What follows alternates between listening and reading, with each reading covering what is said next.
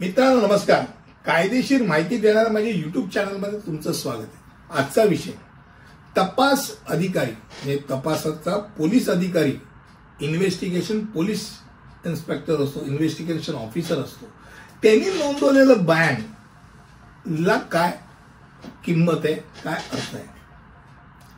आता पहिली गोष्ट म्हणजे ज्या पोलीस अधिकाऱ्याला तपास अधिकारी म्हणून कर्तव्य दिलं जातं, सदर केस दिली जाते किंवा याच्यात तुला तपास करायचा आहे, त्यावेळेला तो त्या केसच्या संदर्भात असलेले सगळे धागेदोरे, संबंधित साक्षीदार, दोन्हीकडचे पाहुणे हे सगळ्यांना बोलवतो, त्यांचं स्टेटमेंट घेतो, त्यांना प्रश्न विचारतो आणि लिखित स्वरूपात त्याची नोंद करून घेतो, ज्यामध्ये त्या माणसाचं नाव, वय, पत्ता, टेलिफोन नंबर पासून तो काय व्यवसाय करतो आणि त्याचं या संदर्भात काय म्हणणं आहे.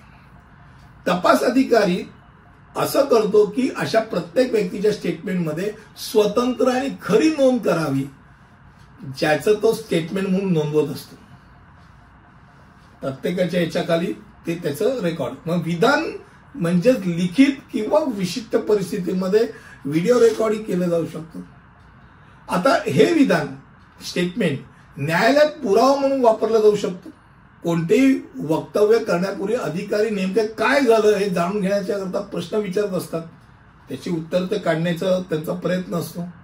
आता भारतीय पुराव्या कायद्याच्या कलम 25 अंतर्गत किंवा भारतीय साक्ष अधिनियमच्या कलम 23(1) अन्वये आरोपीने पोलीस अधिकाऱ्यासमोर दिलेला कबुली जबाब जो असतो तो पुरावा म्हणून ग्राह्य धरला जातो. हे डोक्यात राहतं. म्हणजे भारतीय पुरावा 1872 कलम 25 कोणत्याही व्यक्तीने पोलीस अधिकाऱ्यांसमोर दिलेला कबुली जबाब संबंधित आहे आणि असे नमूद आहे की कोणत्याही गुन्ह्याचा आरोप असलेला कोणत्याही व्यक्तीविरुद्ध असे कोणतेही विधान सिद्ध करता येत नाही. त्यांनी भले ते स्टेटमेंट दिलं असेल तरी न्यायालयामध्ये त्याचं जे स्टेटमेंट आहे ते गृहीत धरलं जातं. पोलिसांसमोर जे स्टेटमेंट आहे ते पुरावा म्हणून त्याच्या विरुद्ध वापरलं जातं. आता समजा एका साक्षीदाराला साक्ष देण्याचे आदेश दिले गेलेत आणि त्यांनी त्या पालन करायला नका नाही, आम्ही नाही सांगा, स्टेटमेंट नाही द्यायला, तो न्यायालयाचा अवमान ठरला जाऊ शकतो किंवा त्याला दंड किंवा दंडाला सामोरं जावं लागतं. पोलीस अधिकारी त्याला बोला ना, बाबा साक्ष दे, तुझं काय स्टेटमेंट आहे तू दे. विशिष्ट परिस्थिती आणि अधिकार क्षेत्रावर अवलंबून विधान करण्यास तो नकारही देऊ शकतो. साक्षीदार म्हणून येण्यास साक्ष देणं हे न्यायालयात असं त्यांनी जर वर्तवणूक केलं तर न्यायालयात अडथळा आणण्याला मानलं जाऊ शकतं. पण एखाद्याने विधान नाही केलं किंवा पोलिसांना निवेदन न देण्याचं निवडल्यास पोलीस तपास अधिकारी इतर उपलब्ध पुरावे वापरून तपास चालू ठेवणार. तो काय फक्त तुझ्यावर अवलंबून थोडीच आहे. गप्प राहण्याचा तुमचा निर्णय अपराधीपणाचा पुरावा म्हणून वापरला जाऊ शकत नाही, हे डोक्यात राहू दे.